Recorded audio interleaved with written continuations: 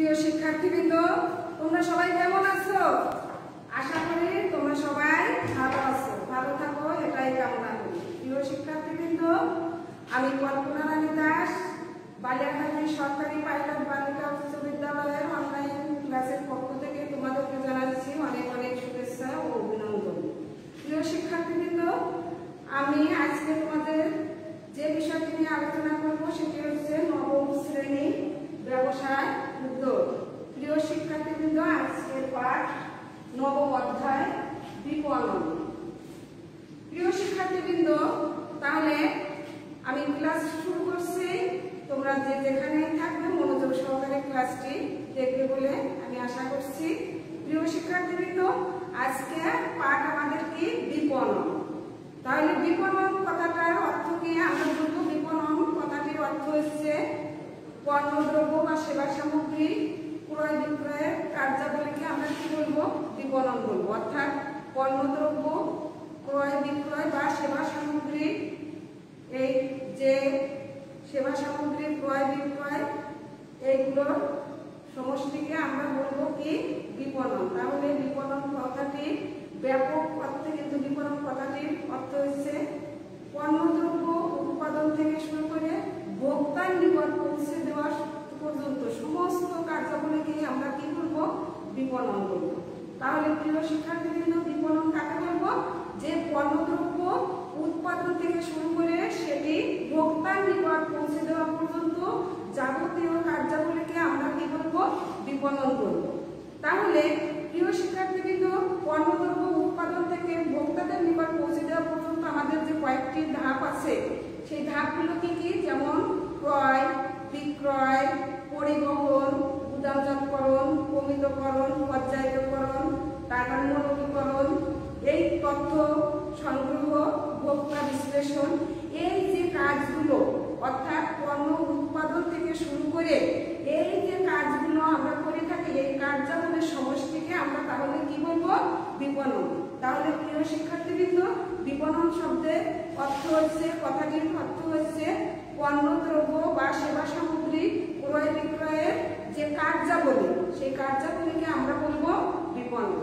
তাহলে প্রিয় শিক্ষার্থীবৃন্দ, বিপণন কি তোমরা অবশ্যই বুঝতে পেরেছো।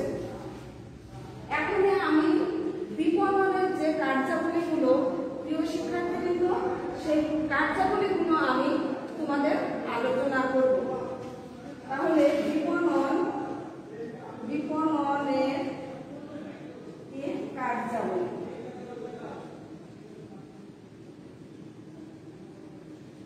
তাহলে প্রিয় শিক্ষার্থীবৃন্দ, বিপণনের কার্যাবলীর মধ্যে কি থাকে আমি তোমাদের বলেছি পর্যায়ক্রমে।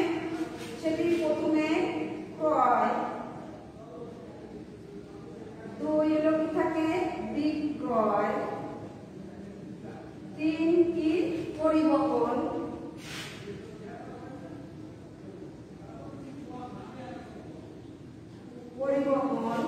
তারপর চার হলো গুদামজাতকরণ,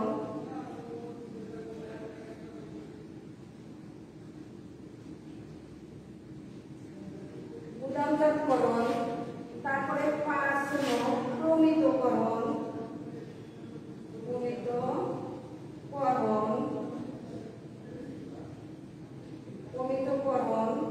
ছয় হলো কি পর্যায়িতকরণ,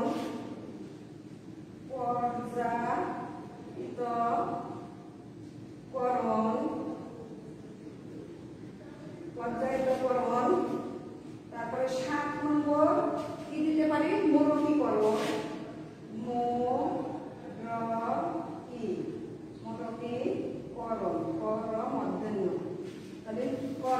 মূলকীকরণ। তারপরে আমরা একটা কি দিতে পারি? মূলকীকরণের পরে আমরা ক্রয় বিক্রয়, পরিবহন, গুদামজাতকরণ, প্রমিতকরণ, পর্যায়িতকরণ, মূলকীকরণ, তারপরে তথ্য সংগ্রহ,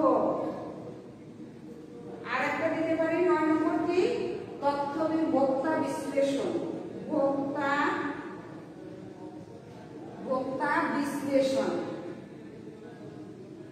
ভোক্তা বিশ্লেষণ।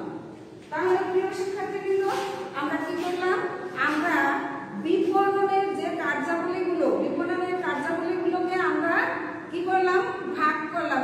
কি কি কাজ বিপণনের মধ্যে আমাদের কি কি কাজ থাকে? সেই কাজগুলি হচ্ছে ক্রয়, বিক্রয়, পরিবহন, গুদামজাতকরণ, প্রমিতকরণ, পর্যায়িতকরণ, মৌলিকীকরণ, তথ্য সংগ্রহ, আর একটা হলো ভোক্তা বিশ্লেষণ। এই সকল কার্যাবলীকে একত্রে আমরা কি বলবো? বিপণন। তাহলে প্রিয় শিক্ষার্থীবৃন্দ, আমি আশা করব যে তোমরা সহজেই হয়তো জিনিসটি বুঝতে পেরেছো। তার কারণ বিপণন কথাটার যে অর্থ, আমি আগেই বলেছি যে বিপণন শব্দের অর্থ হচ্ছে ক্রয় বিক্রয়। এটা হলো সাধারণ অর্থে, কিন্তু ব্যাপক অর্থে যদি আমরা বিপণনটা বলতে যাই তাহলে পণ্য উৎপাদন থেকে শুরু করে ভোক্তার নিকট বা ব্যবহারকারীর নিকট পৌঁছে দেওয়া পর্যন্ত সমস্ত কার্যাবলীকে আমরা কি বলবো? বিপণন। তাহলে প্রিয় শিক্ষার্থীবৃন্দ, আমরা বিপণন কি বুঝতে পেরেছি। এখন বিপণনের যে কার্যাবলীগুলো আমি তোমাদের মাঝে সেটি সুন্দরভাবে আলোচনা করব। প্রিয় শিক্ষার্থীবৃন্দ, প্রথমে আমার যে বিষয়টি সেটি হচ্ছে ক্রয়। তাহলে ক্রয়টা কি? নিজস্ব ব্যবহারের জন্য আমরা ক্রয় করি কখন? নিজস্ব ব্যবহারের জন্য। যেমন একটা জামার কাপড় যদি আমরা কিনে আনি নিজের ব্যবহার করার জন্য, অথবা সেটা আবার কি করার জন্য? বিক্রয় করার জন্য। তাহলে ক্রয়টা কি করতে হয়? নিজস্ব ব্যবহারের জন্য বা অথবা পুনঃবিক্রয়ের জন্য আমরা কি করি? ক্রয় করি। এই ক্রয়ের ফলে কি হয়? আমাদের পণ্যের উপর আমাদের কি সৃষ্টি হয়? মানে মালিকানা সৃষ্টি হয় এই ক্রয়ের ফলে। তাহলে ক্রয়টা হলো কি? ক্রয়টা হলো নিজস্ব ব্যবহারের জন্য অথবা পুনঃবিক্রয় করার জন্য আমরা ক্রয় করি। এই ক্রয় করার ফলে কি হয়? ক্রয় করার ফলে ক্রয়কৃত দ্রব্যের প্রতি আমাদের কি সৃষ্টি হয়? মালিকানা সৃষ্টি হয়। তাহলে প্রিয় শিক্ষার্থী, কিন্তু ক্রয়টা আসলে কি তোমরা বুঝতে পেরেছো। এখন আমি যেটি আলোচনা করবো সেটা হলো বিক্রয়। বিক্রয়টা কি? বিক্রয়টা হচ্ছে ক্রেতা এবং বিক্রেতার মধ্যে সম্পর্ক স্থাপনের জন্য আমাদের বিক্রয়ের প্রয়োজন হয়। বিক্রয়ের ফলে আমাদের কি হয়? বিক্রয় করার ফলে আমাদের মালিকানাটা কি হয়ে যায়?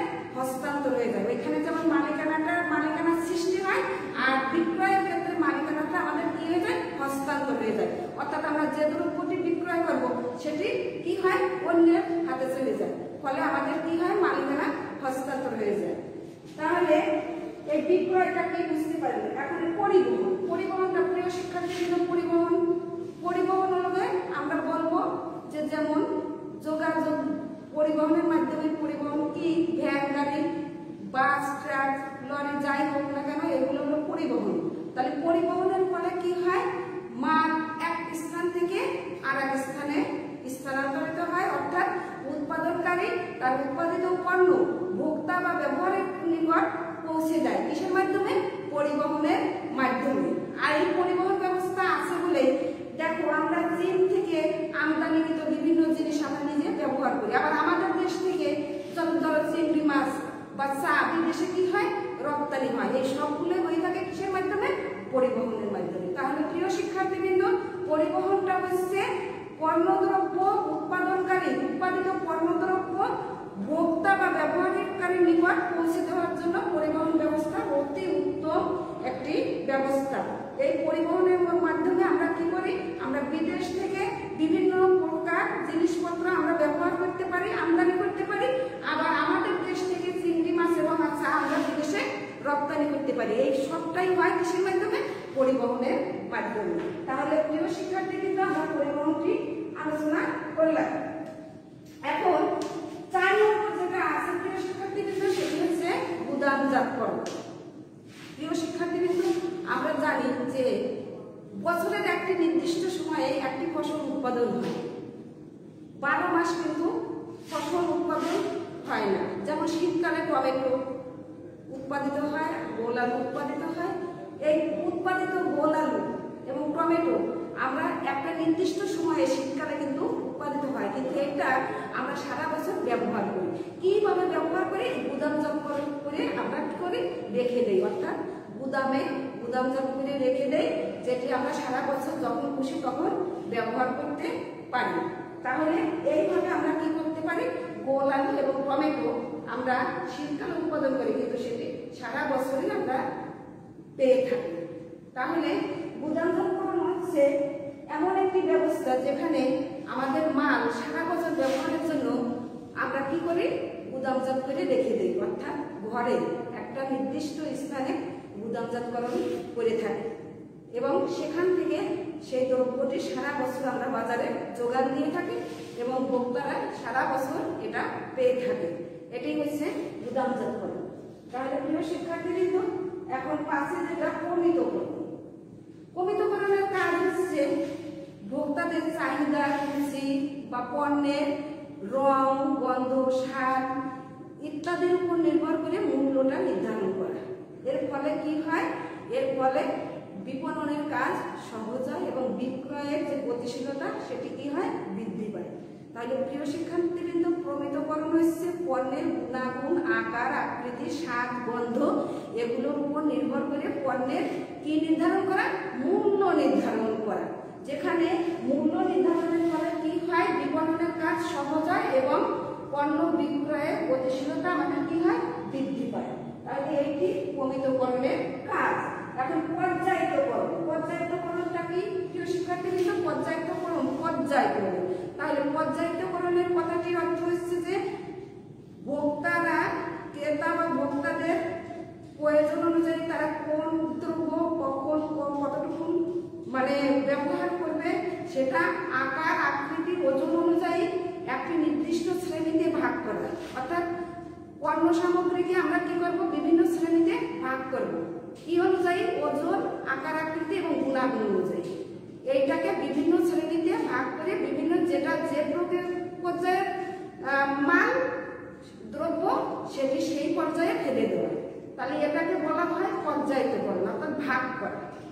মানে ওজন অনুযায়ী, যেটা ওজন 1 কিলো, 1 কিলোগুলো একদিক করবো, 5 কিলোগুলো একদিক করবো, মানে ওজন অনুযায়ী, আকার অনুযায়ী এইগুলোকে কি করবো, ভাগ করে রেখে দিব।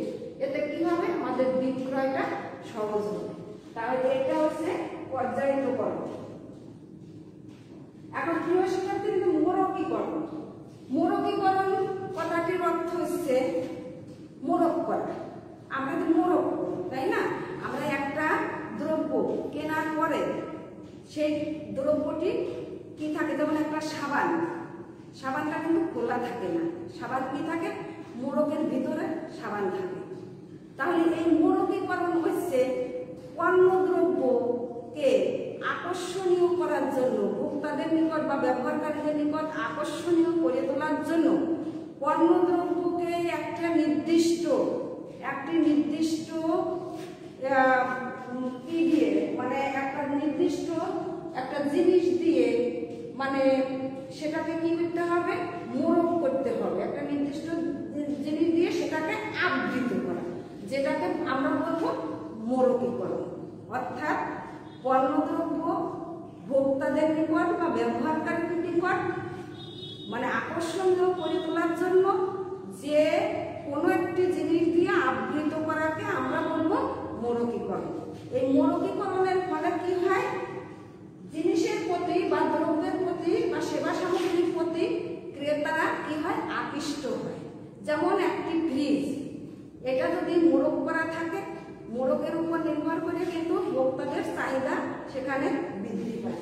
তাহলে মোড়কীকরণটা হচ্ছে কোনো জিনিস দিয়ে দ্রব্য সামগ্রীকে আবৃত করা। তাহলে প্রিয় শিক্ষার্থীবৃন্দ, মোড়কীকরণটা কি আমরা বুঝতে পারলাম। এখন যেটি আলোচনা করব সেটি হচ্ছে তথ্য সংগ্রহ। তথ্য সংগ্রহ মানে কি, ভোক্তা বা ব্যবহারকারীর রুচি, পছন্দ, সে কখন কোন জিনিস চায়, এইটার প্রতি কি করতে হবে, বিচার বিশ্লেষণ বা তথ্য সংগ্রহ করতে হবে। অর্থাৎ ভোক্তারা কখন, ভোক্তাদের চাহিদা কোন জিনিসের এবং ভোক্তারা কখন কোন জিনিসটির চাহিদা করছে, ভোক্তাদের পছন্দ অনুযায়ী মাল দেওয়া, দ্রব্য দেওয়া, এগুলো সবই তথ্য, এই সম্পর্কে তথ্য সংগ্রহ করতে হবে।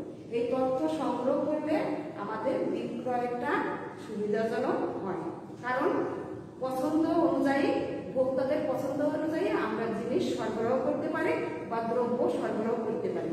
আর এই দ্রব্য সরবরাহ করার জন্য আমাদেরকে তথ্য সংগ্রহ করতে হবে। এখন 9 নম্বর যেটা সেটি হচ্ছে ভোক্তা বিশ্লেষণ। প্রিয় শিক্ষার্থী, কিন্তু ভোক্তা বিশ্লেষণ কি? ভোক্তা মানে কি? ব্যবহার করে, মানে যারা দ্রব্যটি ব্যবহার করবে, তাহলে তাদের পছন্দ কোনটা, অপছন্দ কোনটি পছন্দ, এই বিষয়গুলো আমরা কি করব? বিচার বিশ্লেষণ করে সেই বিচার বিশ্লেষণ করব, আমরা তাদের চাহিদা অনুযায়ী পণ্যদ্রব্য বাজারে বিক্রয় করব। এটি হচ্ছে ভোক্তা বিশ্লেষণ। এই ভোক্তার বিশ্লেষণ যদি ভালোভাবে না হয় তাহলে আমাদের ব্যবসায়ে কি হয়? ঝুঁকির সম্ভাবনা থাকে এবং ব্যবসা প্রসার লাভ করতে পারে না। তাহলে প্রিয় শিক্ষার্থীবৃন্দ, আমরা আজকে যেটি বললাম সেটি হচ্ছে বিপণন ও বিপণনের কার্যাবলী।